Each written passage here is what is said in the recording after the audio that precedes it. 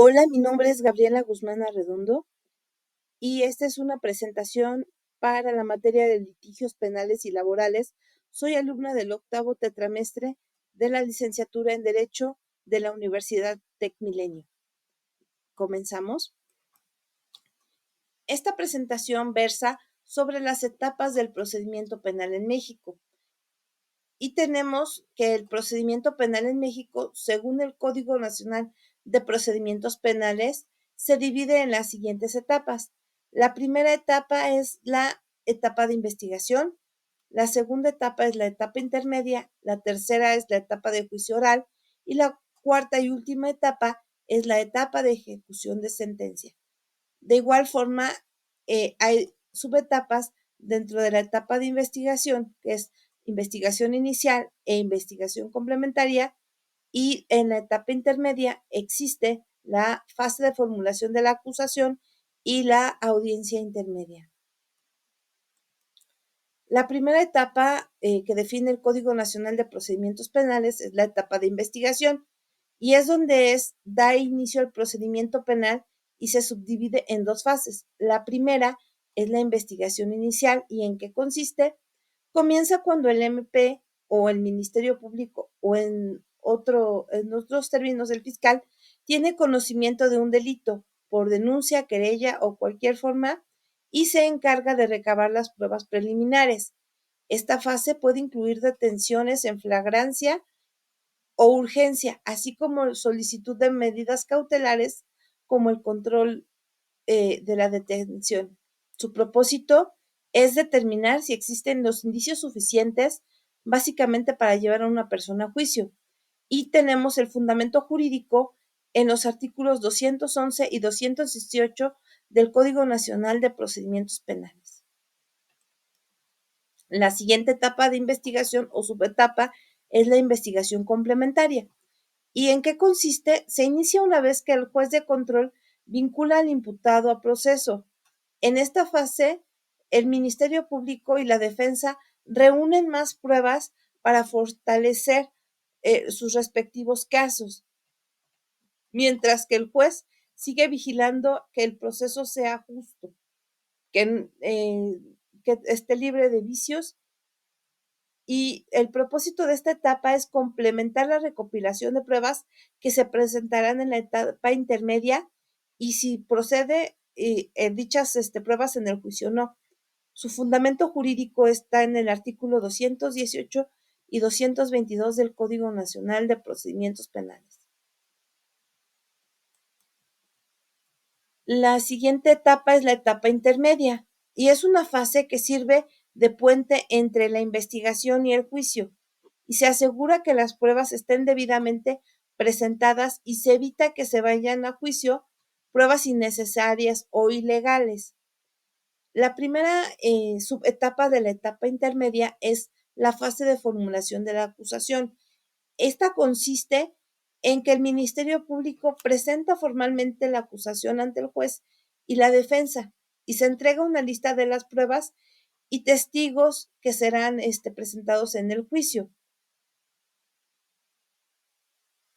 Y aquí el propósito básicamente es definir formalmente los cargos y las pruebas que sustentan dicha acusación. El fundamento jurídico de esta subetapa está tutelada en el Código Nacional de Procedimientos Penales en los artículos 335 y 336. La siguiente subetapa de la etapa intermedia es la audiencia intermedia. Esta es una audiencia ante el juez de control donde ambas partes, tanto la acusación como la defensa, presentan las pruebas que desean llevar a juicio y debaten sobre su admisión. El juez decide qué pruebas son relevantes y sustentan el caso, es decir, de lo que se le está acusando al individuo, en este caso al acusado, y qué pruebas son inadmisibles. ¿Por qué? Porque a lo mejor son pruebas que están viciadas o son pruebas que son redundantes. El propósito de esta etapa es depurar y organizar las pruebas que sean presentadas en el juicio oral para evitar la presentación de pruebas irrelevantes o ilícitas. Su fundamento jurídico está en el artículo 337 y 352 del Código Nacional de Procedimientos Penales. Nuestra siguiente etapa es la etapa de juicio oral. Es la fase pública donde se lleva a cabo el juicio. En esta etapa, el juez o tribunal, bueno, en este caso el juez de control o el tribunal, escuchan a ambas partes y revisan las pruebas y testimonios presentados y emite una sentencia.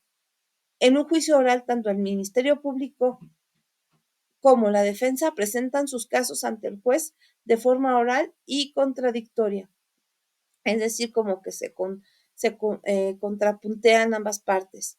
El propósito de esta etapa es determinar a través de un proceso adversarial si el acusado es culpable o inocente de los cargos que se le imputan. Esta etapa está tutelada en los artículos 353 y 373 del Código Nacional de Procedimientos Penales. Por último, tenemos la etapa de ejecución de sentencia. Esta consiste que si el acusado es declarado culpable, se inicia esta etapa donde se ejecuta la sentencia dictada por el juez. Esto puede incluir penas de prisión, medidas de seguridad, reparaciones de daño, entre otras. El propósito de esta etapa es asegurar que la sentencia impuesta se cumpla conforme a lo dictado y garantiza los derechos del sentenciado durante la ejecución de la pena. Su fundamento legal está en los artículos 474 al 500 del Código Nacional de Procedimientos Penales. Parte de mis conclusiones es que el Código Nacional de Procedimientos Penales establece estas etapas para garantizar un proceso justo, transparente y respetuoso de los derechos de las partes involucradas en el sistema penal. Cada fase tiene un propósito específico para asegurar la correcta administración de la justicia y la protección de los derechos de las víctimas y del acusado o los acusados. Yo considero que este proceso nos conlleva a un orden y un respeto tanto a los derechos humanos de las víctimas como también de los implicados. Entonces, nos da la certeza jurídica de que se está llevando un proceso de manera justa y respetuosa para los individuos.